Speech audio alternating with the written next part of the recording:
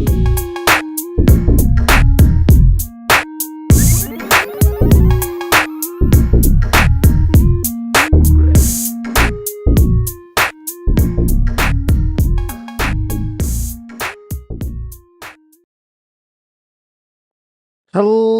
and welcome once again, film fans, to another quick shot review. I'm your host, Luke. You are the Cheap Shot Nation, and let's talk about The Crow, the 2024 remake of the same name as the 1994 film starring Brandon Lee. This one is directed by Rupert Sanders. Also had three different writers in James O'Barr, Zach Balin, and Willem Yusuf Schneider. Starring Bill Skarsgård as the fabled Crow and FKA Twigs as his lover. So the official blurb for this one is soulmates Eric and Shelley are brutally murdered. Given a chance to save the love of his life, Eric must sacrifice himself and traverse the worlds of the living and the dead, seeking revenge. Okay, where do I start? Well, let's start with the positive, because I always feel like that is something that should be within every thought on a film. The film is actually a really good looking film. But much like with video games, people always look at one aspect of things in film as they do with video games. With video games, it's like, oh, look at those graphics. Good graphics does not a good game make. And unfortunately, the name The Crow is synonymous with Brandon Lee. Now, I personally like to be subjective with these things. I like to go in with a clear mind, but I had seen the original Crow, the re-release of the original Crow, in cinemas with my friend Ben, and that film is still way ahead of its time and just a beautiful film. It's a really good film with a good balance of the love story. It's a good balance with the characters, and it's a good balance with the violence within that world.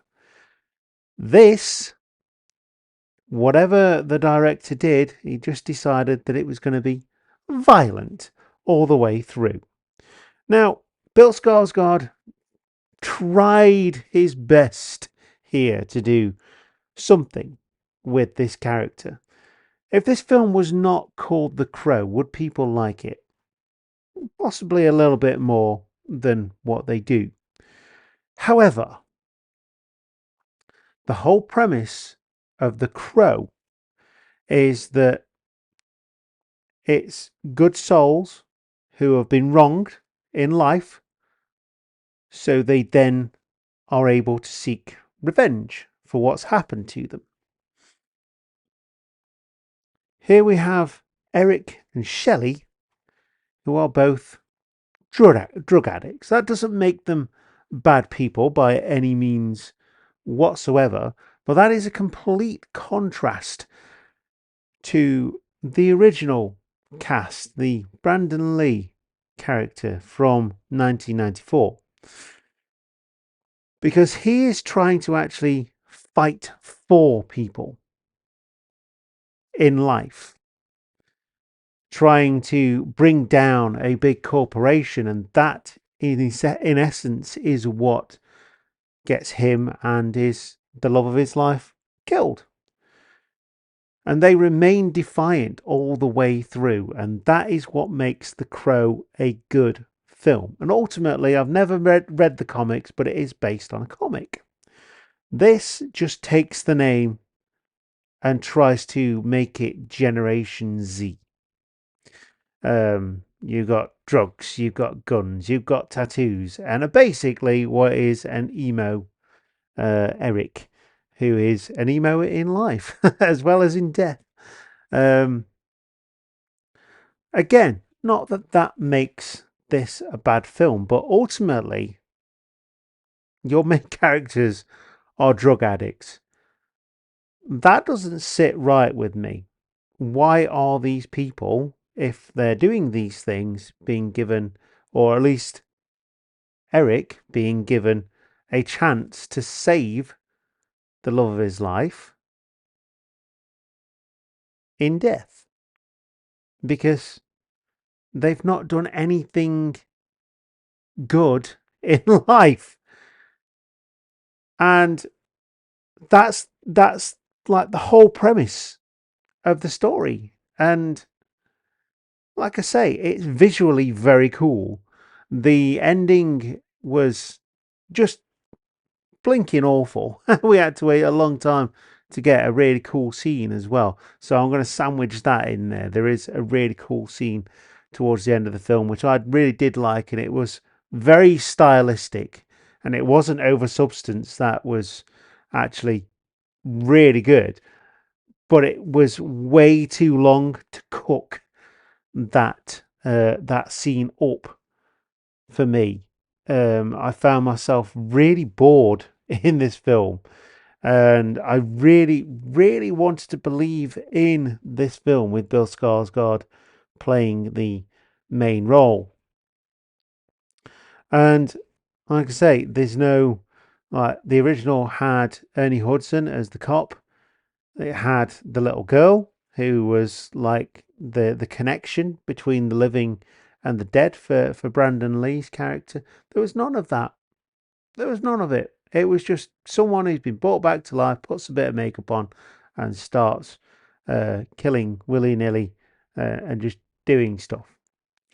Like I say, in the original, there's reason behind the revenge, and they've been given a chance to do that. And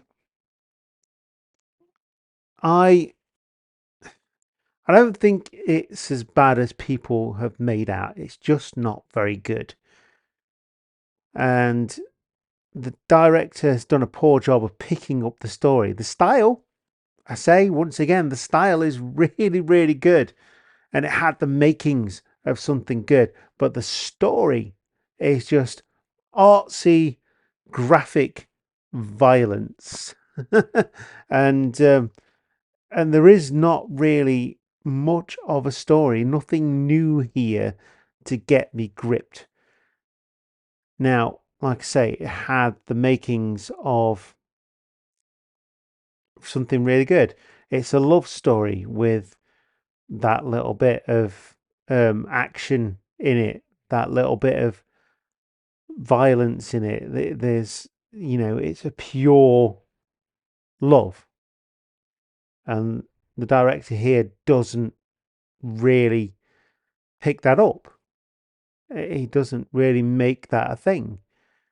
They are, as I mentioned, two drug addicts who are vaguely likable.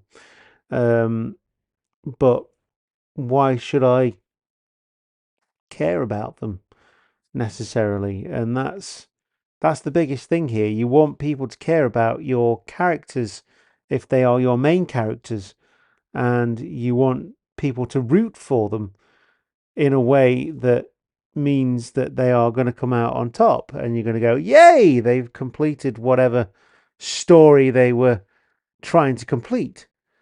And it's just a mess, just a real, real mess. And I hate saying this about any film whatsoever, but it is a mess. And I definitely would not recommend going to see this one.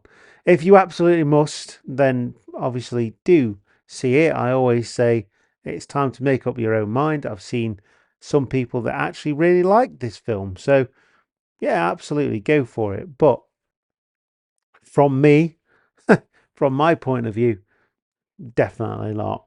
Um, But there you go. That's my thoughts on it. It's only my thoughts. I'm not trying to influence you in any way. And I will always say, if you want to go and see it, go and see it, or watch it, or whatever, however you want to do it. And that is it for my thoughts on The Crow 2024. And we'll see you next time, film fans, for more movies and action. Take care of yourselves. And goodbye.